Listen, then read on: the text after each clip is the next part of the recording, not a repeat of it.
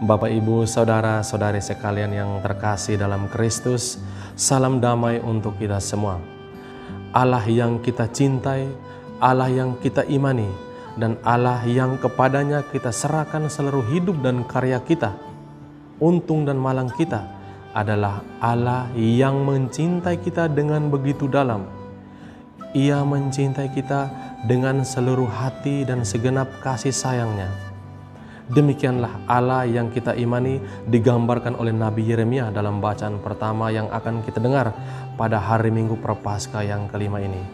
Demikian besar cintanya, maka ia tidak sanggup mengingat kembali dosa-dosa kita.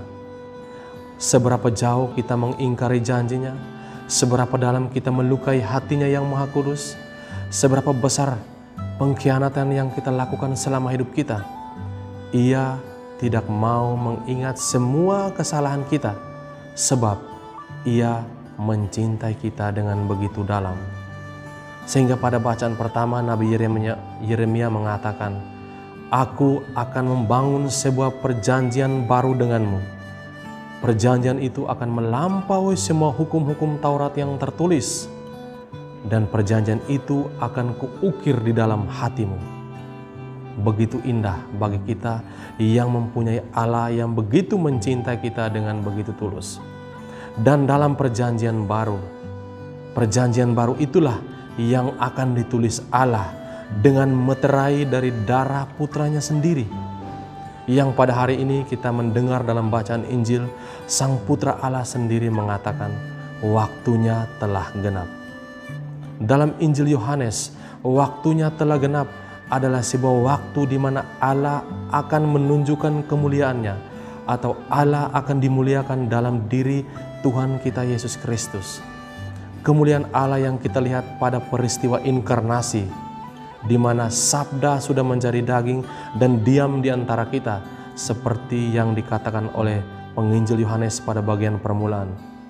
Dia mengatakan, Sabda sudah menjadi daging dan tinggal di antara kita, dan kami telah melihat kemuliaannya. Dan hari ini sang penginjil mengatakan, waktunya telah genap, Allah akan dimuliakan. Dan Yesus mengatakan, kemuliaan ini akan terlaksana dalam darah Kristus di atas salib, di atas bukit Golgota. Di sanalah, di atas saliblah, perjanjian baru akan ditulis dengan meterai yang tak ternilai harganya, yaitu darah Tuhan kita Yesus Kristus sendiri.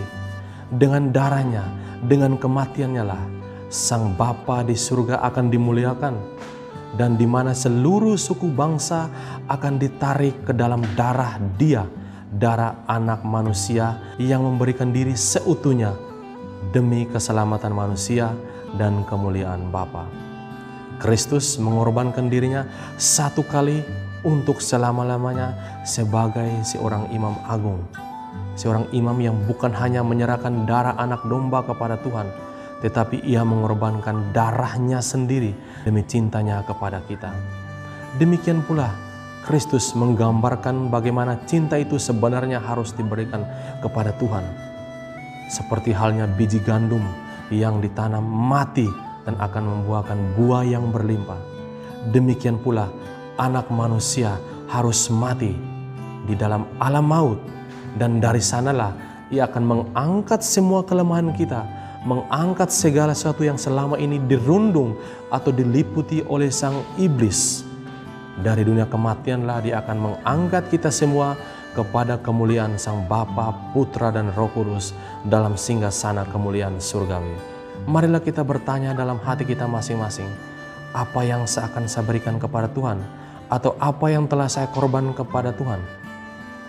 Praktek puasa dan pantang yang kita lakukan seyogianya membawa kita kepada pemberian diri yang total kepada Tuhan, di mana dengan memberi diri secara total kepada Tuhan, kita akan mampu memberi diri kita secara tulus kepada sesama kita, teristimewa kepada sesama yang membutuhkan bantuan kita, baik spiritual maupun material.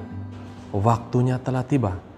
Kita diundang untuk memberi diri secara utuh kepada Tuhan, gereja, dan sesama.